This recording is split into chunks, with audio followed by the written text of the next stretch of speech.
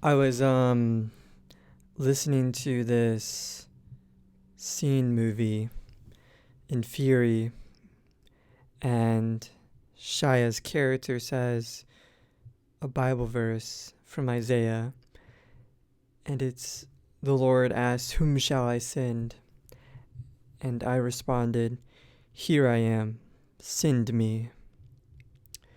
Um, I think it's a nice verse,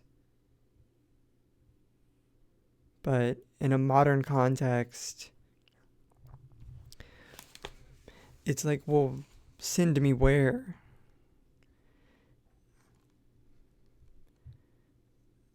It's sort of the idealized or romanticized idea of joining the military and having this path, this ladder to climb. Focus on one thing and you'll reach your goal, which I guess is happiness. I also saw, or I heard, from a comedian named Whitney Cummings, happiness is pride in your behavior. So maybe there's some idealistic pride in the heroism of volunteering for some higher purpose. But again, in the modern context, here I am, send me to where? To do what? Figures like Captain America represent an archetypical American hero going to war, fighting for the freedom of those at home. But now, knowing what we know, it doesn't feel like that's true. That feels like a myth designed to enlist and seduce young men into a lifestyle of, being a sort of puppet, a casualty. And that's not to reduce a soldier to a victim, but to look at it from above.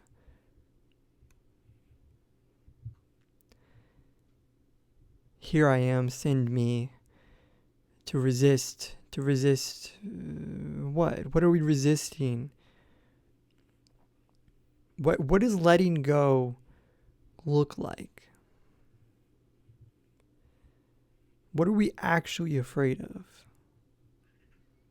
We want certainty. We want a pathway that tells us how to go, where to go, how to do it, who to follow. We want a commander.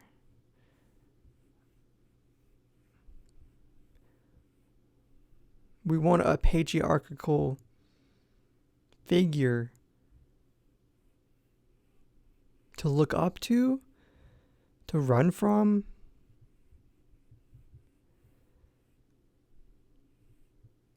Create beautiful things. We are a creation, inherently beautiful from the larger perspective.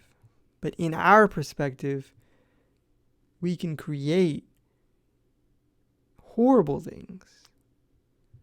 So, are we running from that?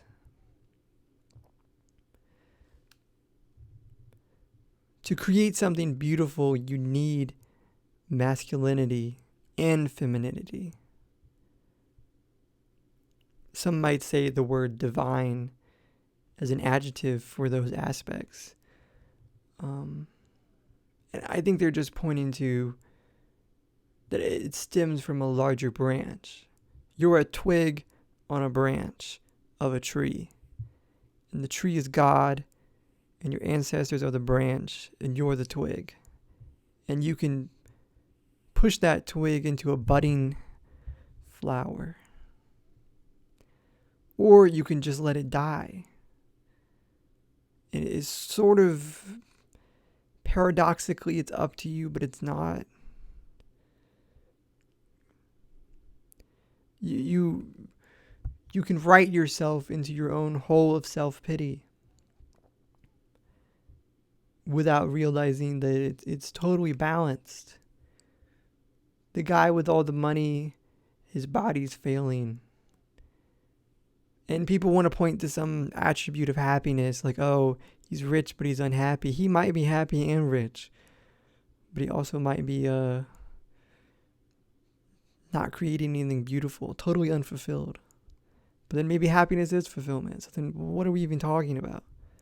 What am I talking about? I walk around with this intuition. I think it's what Jung would say about the inner animal. There's probably something. The modern man seeks certainty, and the primitive man listens to intuition.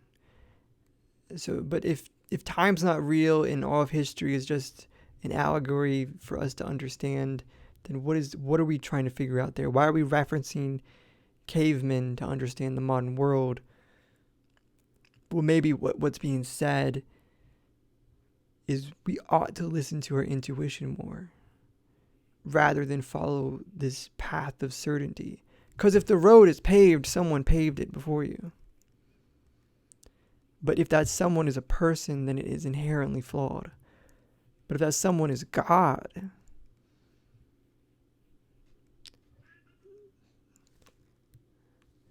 then maybe it's a cat meowing at my door. What intuitive reason is that? The animal's at my door. Yeah, I don't know.